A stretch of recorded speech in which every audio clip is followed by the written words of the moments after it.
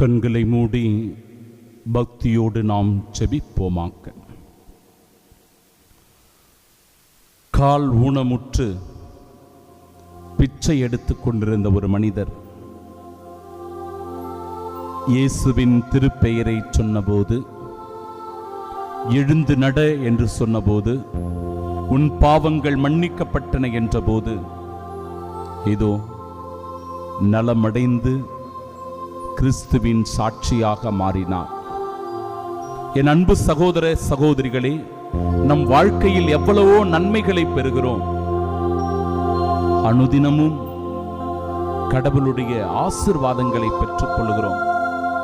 நம் குடும்பத்திற்கு எத்தனையோ நன்மைகளை இறைவன் செய்திருக்கிறார். நன்றி உள்ளவர்களாக நாம் இருக்கிறோமா?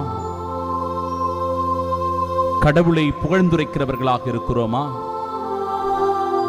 கடவுளுக்கு நன்றி பலி ஒப்புக் கொடுக்கிறோமா? சிந்தித்து பார்ப்போம். இறைவன் தருகிற அழைப்பை ஏற்றுக்கொள்வோம்.